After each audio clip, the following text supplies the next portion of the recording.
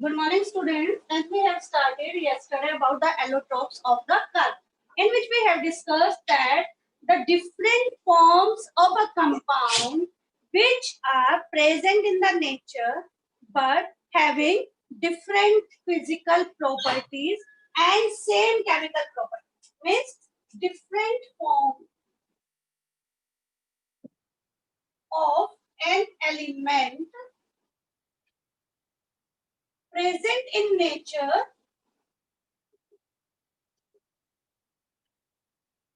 having same chemical properties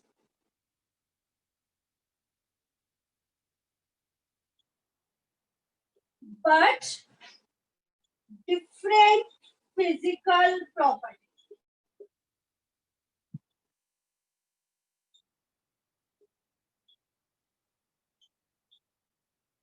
That are known as your allotrope of the definition of the allotrope. So we were discussing about the allotropes of the carbon. There are three allotropes which we have discussed a little bit yesterday. One is known as your graphite. Second one is known as your diamond. And third one is known as your fullerene. Right तो कल हमने discuss किया था किस किस के बारे में ग्रेफाइट्स डायमंड और फ्लोरीन के नेम बताए थे and we have discussed about the structure of the graphite this graphite is smooth and slippery in the nature understand why graphite is smooth and slippery in the nature इसके वजह से अब जब आप देखोगे डायमंड क्या हार्डेस्ट सब्सटेंस है on the अर्थ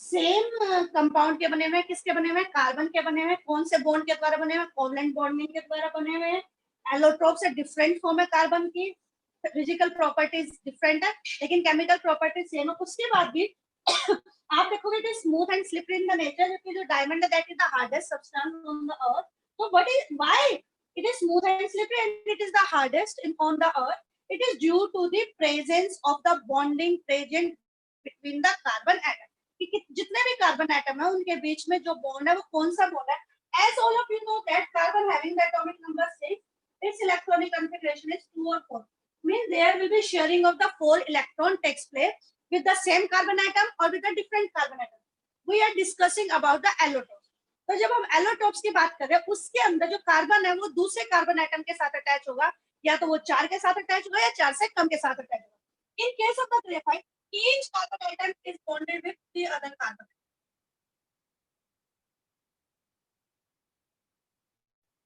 एक कार्बन एटम अगले 3 कार्बन एटम के साथ क्या होगा बॉन्डेड होगा यानी उसका जो 4th इलेक्ट्रॉन होगा तो 1 electron is free to move with each carbon atom हर कार्बन एटम के साथ एक इलेक्ट्रॉन फ्री होगा मान लो मैं कहूं कि मेरे पास 1000 कार्बन एटम है किसके अंदर ग्रेफाइट के अंदर तो वहां पे कितने इलेक्ट्रॉन्स फ्री मिलेंगे आपको 1000 इलेक्ट्रॉन्स क्या मिलेंगे फ्री मिलेंगे that can be move with each other तो एक दूसरे के साथ क्या कर सकते हैं एक प्लेस से दूसरे प्लेस पे फ्री मूव करेंगे जब ये फ्री टू मूव है and that type of the electron is known as delocalized तो इस टाइप के इलेक्ट्रॉन को क्या बोलेंगे डीलोकलाइज्ड यानी there is position is not fixed they can move from here and there तो वो एक जगह से दूसरी जगह पे क्या कर सकते हैं मूव कर सकते हैं and due to the presence of a delocalized electron in the structure the graphite is smooth and slippery in the nature इसी delocalized electrons की वजह से जो ग्रेफाइट है वो स्मूथ है क्योंकि हर carbon atom 3 other carbon atom के साथ आपका क्या करेगा ज्वाइन करेगा और जो मैंने इसकी स्ट्रक्चर बताई थी आपको तो बताई and this graphite is black colour इसके लिए मैं बात करूं कि कौन से कलर होता है इट इज ब्लैक कलर होने के साथ ओपेक होगा and hexagonal in the region साथ में क्या होगा आपका हेक्सागोनल का मतलब है 6 मेम्ब्रेन 6 स्ट्रक्चर होगा जस्ट लाइक दिस मान लो मैं ऐसे बनाऊं each carbon atom is bonded with the other 4 carbon atom in this if there will be 3 जैसे ये होगा ये हेक्सागोनल स्ट्रक्चर होगी अब यहाँ पे ऐसा स्ट्रक्चर करूं ये हेक्सागोनल होगी अब मान लो दूसरी लेयर मेरी यहाँ पे बन रही है just like this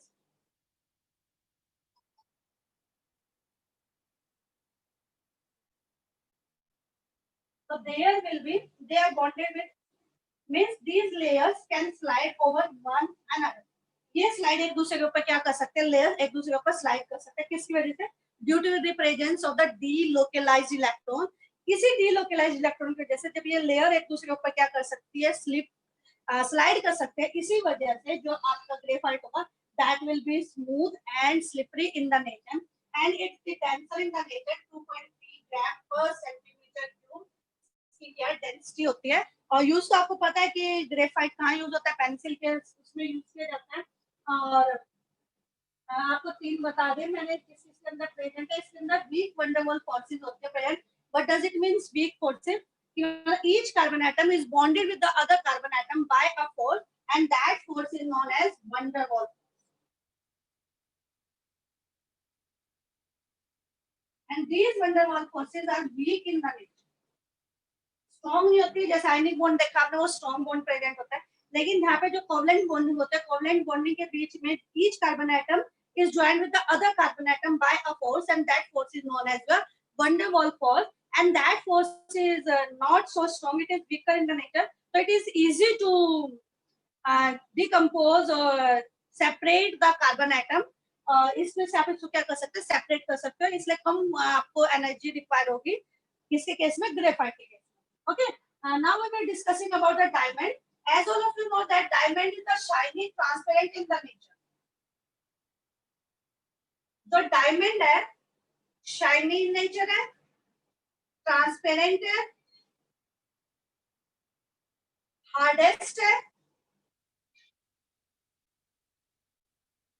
shiny transparent hardest. उसमें जैसे आपके क्या था, हमने क्या बताया, हेक्सागोनल, यहाँ पे इसकी जो स्ट्रक्चर होता है दैट विल बी ऑक्टागोनल, यानी उसमें 6 मिलके बनते हैं, आपके 6 कार्बन एटम मिलके एक स्ट्रक्चर बनाते हैं, इसमें 8 कार्बन एटम्स मिलके आपके स्ट्रक्चर बनाएंगे।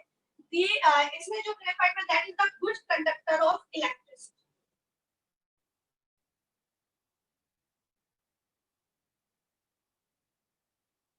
It is a good conductor of electricity. Why it is good conductor of electricity? Due to the presence of the क्या प्रेजेंस है यहाँ पे आपकी, localized delocalized electrons are present, movable electrons are present, due to that they can conduct the electricity. But in case of the diamond it is poor conductor of electricity. Why it is poor conductor of electricity? Because each carbon atom, just a second,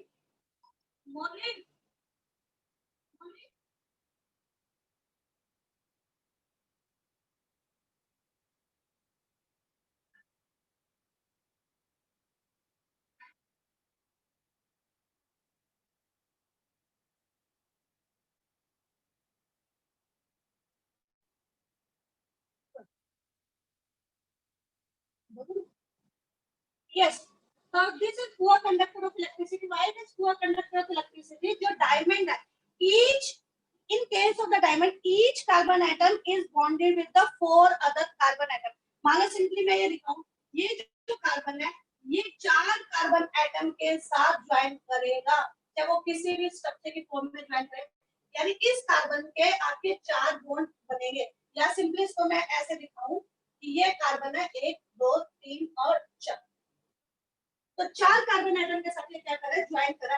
अब ये भी अपना 4 के साथ करेगा, ये भी अपना 4 के साथ करेगा, ये भी अपना 4 के साथ करेगा और ये भी अपना 4 के साथ करेगा, यानी each carbon atom is bonded with the 4 other carbon atom and there is no free electron. और यहाँ पे कोई भी फ्री इलेक्ट्रॉन प्रेजेंट नहीं है।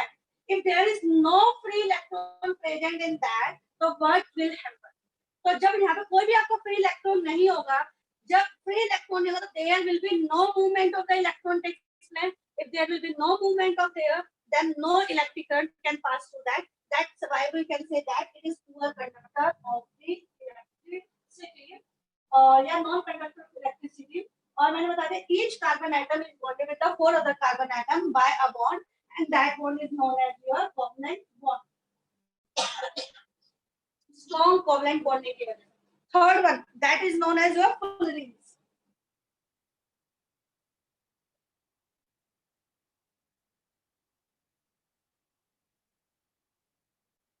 थर्ड वन कौन सा आपका?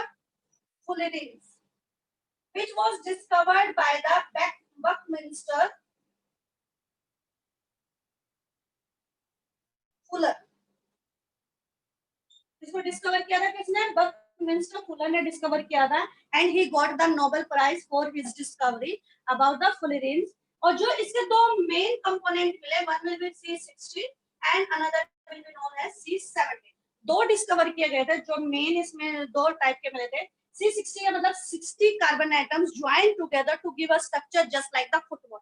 जब इसके स्ट्रक्चर को देखा गया, and that structure is just like a football structure. अब वही है, जैसे मान लो सिंपली मैं एक ड्रॉ करूँ आपका, ये मैंने ड्रॉ किया, एक मैंने यहाँ ड्रॉ किया, 6 कार्बन एटम का, एक यहाँ से ड्रॉ होके जाएगा, ये ऐसे 6 का, एक यहाँ से आपस में they will also join like they are having the structure which is just like your football structure which are having the carbon atom 60. कि 60 कार्बन एटम्स अब जब आपस में ज्वाइन करते हैं तो they will give rise to the structure of just like a football structure. Football के structure की जैसे बनाएंगे, and which was discovered by the Buckminster Fuller, and he got the Nobel Prize for his discovery. And there are the two types of the fullerenes are there. One will be known as the C60 and another will be known as C70. That is about the allotropes of the carbon. Is there any problem related to this? Otherwise, I'm going to start the next topic. Just write in the chat box or just raise your hand so that I can check.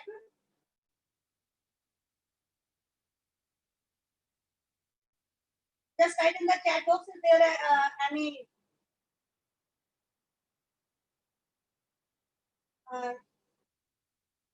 doubt related to this. No one? Okay, I'm going to start the next topic. And that next topic is the versatile nature of carbon.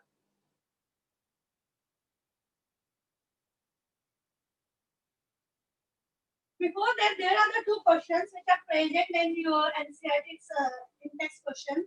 What will be the structure of the carbon dioxide?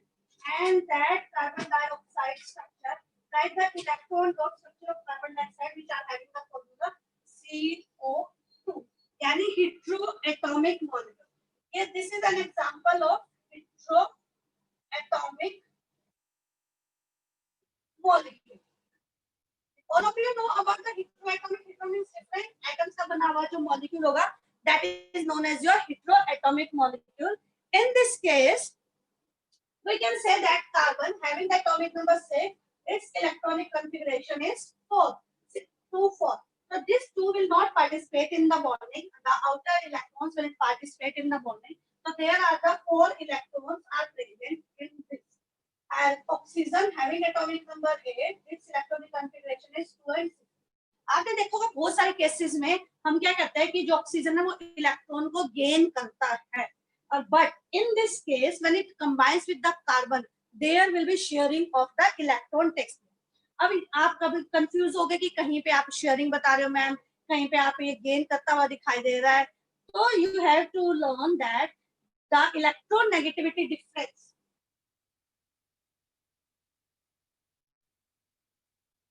What will be there? Electronegativity. Electronegativity means tendency to attract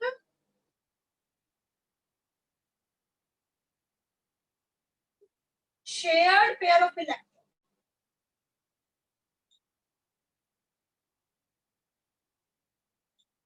When this oxygen combines with hydrogen, there will be electronegativity of oxygen is much more than that of the hydrogen. Hydrogen से उसकी ज्यादा, इसलिए electron को अपनी तरफ क्या कर लेता है, अट्रैक्ट कर लेता है. But in case of the carbon and oxygen the electronegativity difference is not so much, इतना ज्यादा नहीं है कि जिसकी वजह से जो इलेक्ट्रॉन है वो किसकी तरफ अट्रैक्ट हो जाए, पूरे के पूरे ऑक्सीजन की तरफ अट्रैक्ट हो जाए. तो there will be sharing of electron. तो ऑक्सीजन का एक आउटर शेल में कितने इलेक्ट्रॉन है, 1 2 3 4 5 6, right. What will be the formula of carbon dioxide? CO2. 1 2 3 4 5 6, right. But so now you can draw the electron dot structure. तो draw कर दिया. अब हम इसका पूरा फॉर्मूले का बना सकते हैं. अब देखो कार्बन 2 to 4 6 और इस कार्बन ने अपना 2 ऑक्सीजन से लिए, 2 इस ऑक्सीजन से लिए, शेयर किया और इसके आउटर शेल में 8 इलेक्ट्रॉन कंप्लीट हो गए. Now it will be complete. अब इस ऑक्सीजन के 6 तो ऑलरेडी थे, 2 इससे लिए, इसके आउटर शेल में कितने इलेक्ट्रॉन पूरे हो गए? 8 इलेक्ट्रॉन्स पूरे हो गए. उसी तरह से इसने जब लिए तो इसके भी इलेक्ट्रॉन्स पूरे हो गए. तो what will be the there will be sharing of the two electron with each oxygen atom. Carbon ने 2 उधर शेयर किया और कार्बन ने 2 उधर शेयर किया. तो what type of the bond will be present between them? So this is your one bond, this is your bond, this bond and this bond. Means carbon carbon double bond is there, right? So what will be the structure? Structure हो जाएगा. और यदि bonding दिखाने है तो मुझे इस type से दिखाइए. Double bond is present. अब कल मैं आपको बताया कि where there is a single bond is present always sigma bond is there. अब देखो यहाँ पे सिग्मा बॉन्ड तो है, डबल बॉन्ड है सामने, यानी एक बॉन्ड आपका क्या होगा? सिग्मा होगा और दूसरा बॉन्ड क्या होगा? Pi bond. पाई को हम पी आई भी लिख सकते हैं, पाई बॉन्ड. तो when there will be a double bond, तो what will be pi bond and another will be your sigma. This sigma bond is denoted by the other no बोल सकते हैं इसको just. और pi bond को आपको pi को तो पता ही है कैसे denote करता है. This is your pi bond. So I can say that कि this carbon having the double bond this side and double bond this side, this will be your sigma bond. ऊपर नीचे कोई सा लिख सकते हैं and one will be your pi. Right. तो carbon और कार्बन डाइऑक्साइड के बीच में कितने सिग्मा बॉन्ड हो गए, कितने पाई बॉन्ड हो गए? तो यहाँ 2 सिग्मा बॉन्ड हो गए और आपके 2 कितने हो गए? Pi bond. अंडरस्टैंड? तो that will be the structure of the carbon dioxide molecule. अगला इन्होंने कहा what would be the electron bond structure of a sulphur. Sulphur in which form the sulphur exist? S8. Sulfur किसकी form में exist करता है? S8, which is made up of the 8 atoms of the sulfur. The 8 atoms of sulfur are joined together to form in the form of the ring. कि वो किसकी form में exist कर रहा है? रिंग की फॉर्म में एग्जिस्ट कर रहा है. अब आपको पता है सल्फर 16 2 8 6, यानी 2 electrons will be shared to get the electronic configuration in the outer ring shell. That will be 8. So what will be the top? It is just like a cloud. Like this. Second one, like this is the structure. We can say that this was थोड़ा सा वो था, थोड़ा सा join करता हुआ like this. अब देखो each sulfur कितने कितने के साथ join आपका. This is just like the crown structure बोल सकते हैं हम. जैसे crown होता है ना, crown किसके ऊपर आपका सर के ऊपर रखने वाला. It is having the crown structure, ring like. Ring का मतलब close structure. अब इस सल्फर के 2 इलेक्ट्रॉन और 2 इलेक्ट्रॉन यहाँ पर 5 इधर शेयर किया, इधर शेयर किया, 8 हो गए. इसके भी 4 बैलेंस इलेक्ट्रॉन. अब आप पूछोगे बैलेंस इलेक्ट्रॉन क्या होता है? I am just telling you what will be the balance electron.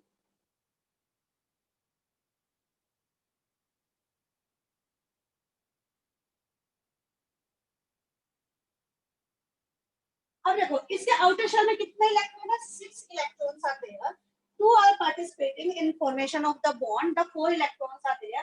These 4 electrons are the unshared electrons. अब इसमें 4 जो इलेक्ट्रॉन बचेंगे वो आपके किसी के साथ भी कंबाइन नहीं करेंगे या किसी के साथ भी शेयर नहीं करेंगे. We can say that 2 lone pair of electrons. Lone का मतलब अकेले. तो कितने कितने बचे? 2 lone pair of electrons.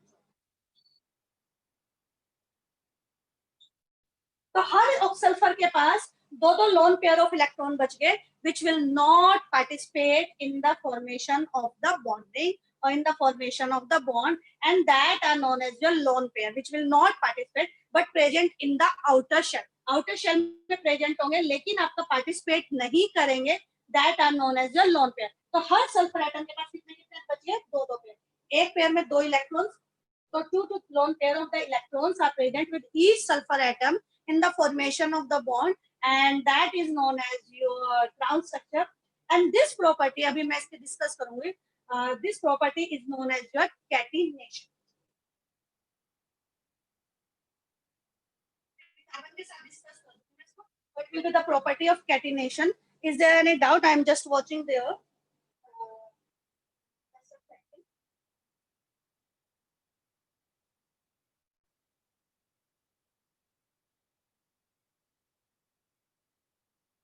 Which is much stronger among pi and sigma bond? Obviously, sigma bond is much stronger than that of your pi bond. क्योंकि मैं इसमें आपकी फॉर्मेशन नहीं बता रही, क्योंकि जब इसके फॉर्मेशन करते हैं तो it is form between that, और जो ये आपके पाई बॉन्ड बनता है वो साइड वाइज ओवरलैपिंग की वजह से बनता है। जब साइड वाइज ओवरलैपिंग की वजह से बनेगा तो वो बॉन्ड जल्दी टूटेगा as comparison to your sigma bond. तो sigma bond is more stronger than that of your pi bond. I will tell you the density after that. And heteroatomic means, okay, sulfur का मैं repeat कर देती हूँ। Heteroatomic means the molecules which are formed of the different type of the atoms. देखो homoatomic होते हैं तो second one is known as what? Heteroatomic.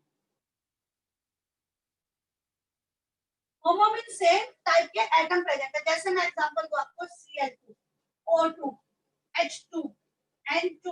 These are known as your homoatomic. यानी इसमें जो बॉन्डिंग होगी सेम टाइप के atoms के बीच में बॉन्डिंग प्रेजेंट होगी, तो इस टाइप के एटम्स मॉलिक्यूल्स हम क्या बनेंगे? होमोएटॉमिक मॉलिक्यूल। हेटेरो मींस डिफरेंट और डिफरेंट एटम।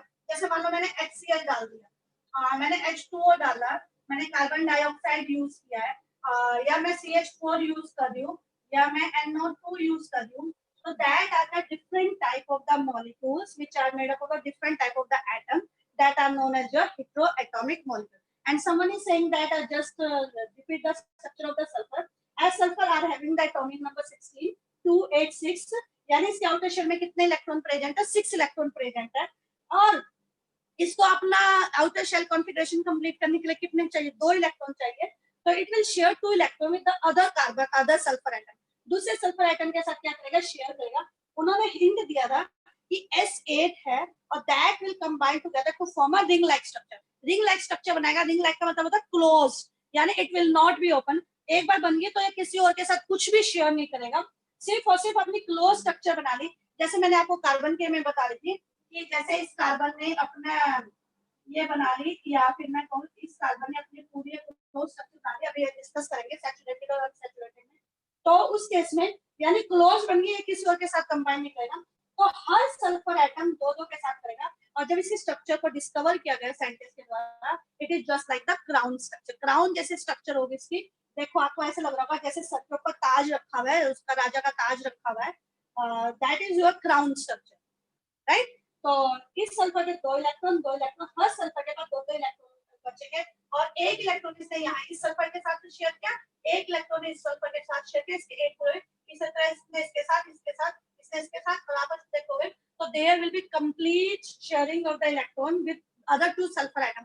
दो सल्फर एटम के साथ ये इलेक्ट्रॉन को क्या कर रहा है? शेयर कर रहा है अपने उसको ऑक्टेट को कंप्लीट करने के लिए, स्टेबल कॉन्फ़िगरेशन लेने के लिए। और इसके पास दो चार इलेक्ट्रॉन फ्री बचे हैं which will not participate in this bond formation. That's why I am saying that it is having the two lone pair of the electron. इसके पास दो पेयर बचते इलेक्ट्रॉन से, जिसको बोलते हैं lone pair, यानी that will not participate in the bonding. और जो सिग्मा बॉन्ड और पाई बॉन्ड के बारे में मैं आपको बता चुकी हूँ। और मैंने इसमें ये बताया फोर डॉट्स का मतलब है नहीं, जो डायमंड होता है डायमंड के अंदर वंडर वॉल फोर्सेस नहीं होता, तो उसके अंदर स्ट्रॉन्ग कोवलेंट बॉन्डिंग होती है, क्योंकि उसके चारों के चारों कार्बन आइटम आपस में पार्टिसिपेट करते हैं फॉर द बॉन्ड फॉर्मेशन। इसी वजह से वो हार्डेस्ट सब्सटेंस होता है। लेकिन जो ग्रेफाइट है, ग्रेफाइट के अंदर एक एक इलेक्ट्रॉन फ्री होने की वजह से जो फोर्स उसके अंदर प्रेजेंट है, that is known as your van der Waals forces. और दो दो इलेक्ट्रॉन ऊपर और दो इलेक्ट्रॉन पर लिखने का मतलब यह है कि जो चार इलेक्ट्रॉन बचे इसके आउटर शेल में, that are not participated in the bond formation. इसका मतलब चार चार डॉट का मतलब ये है कि चार इलेक्ट्रॉन इसके आउटर शेल में अभी भी अनपेयर्ड पड़े हुए, किसी के साथ पार्टिसिपेट नहीं कर रहे। Okay, is there any doubt of this?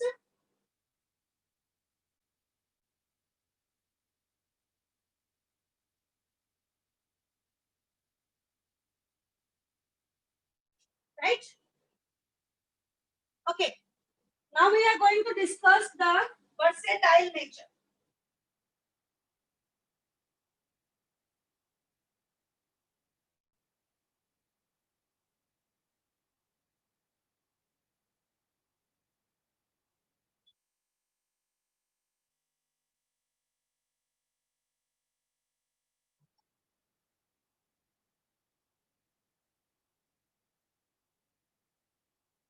time means different nature carbon है. As all of you know that carbon having the atomic number 6, right? See outer shell having the 4 electron.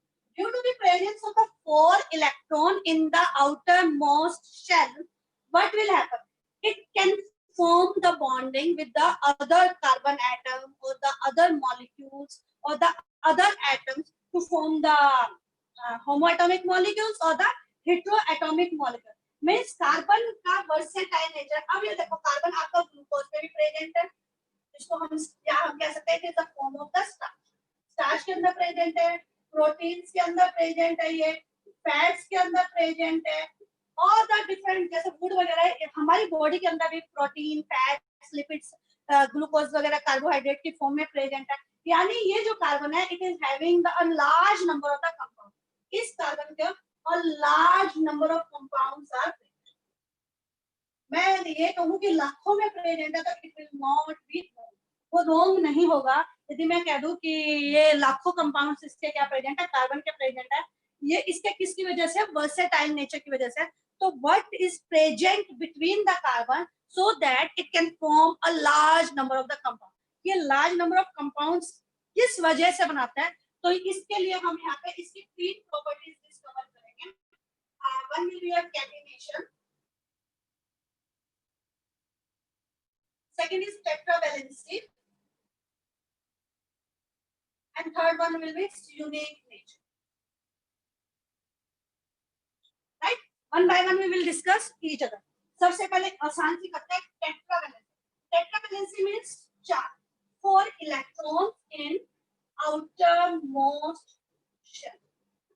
इसके outer most shell में कितने electron present है, 4 electron present है, जिसकी वजह से it can form और it can combine with the 4 carbon atoms और द 4 डिफरेंट एटम्स.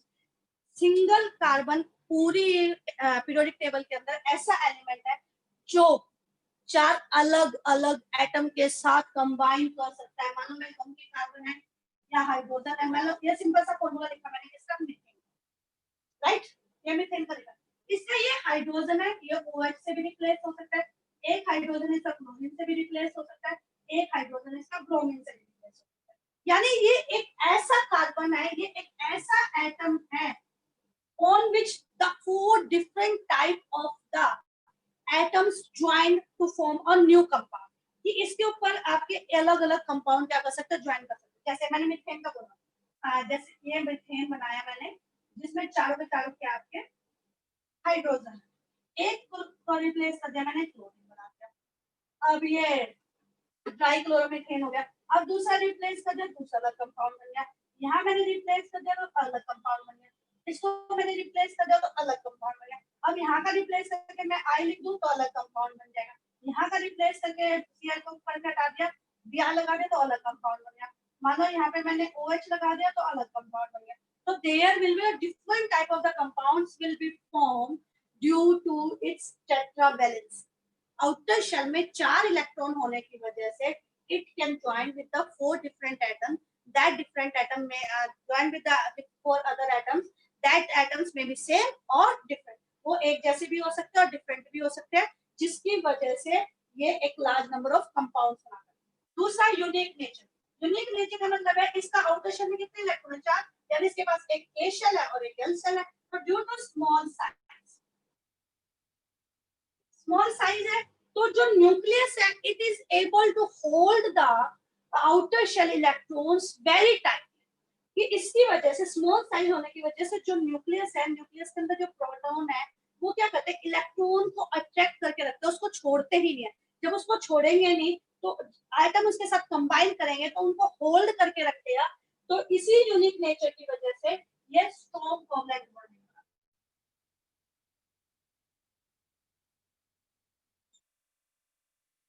अंडरस्टैंड?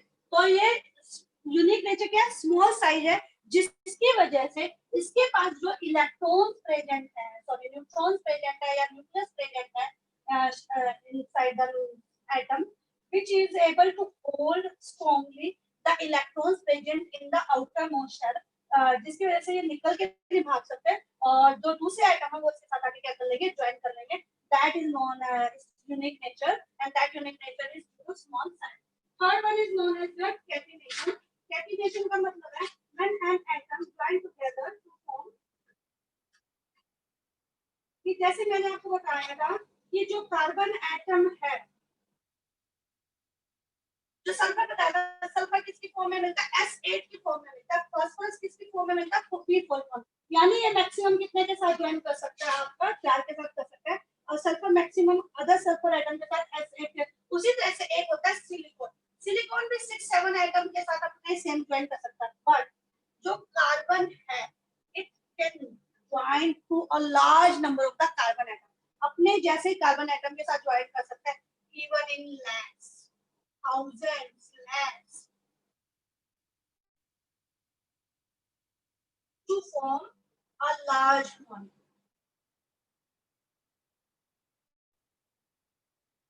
क्या कर सकता है? लार्जर मॉलिक्यूल बना सकता है जब कार्बन कार्बन ज्वाइन करेगा। अब जैसे मान लो मैं कहूँ कि ग्लूकोज है C6H12O6, राइट? ये एक ग्लूकोज है, छोटा सा मॉलिक्यूल।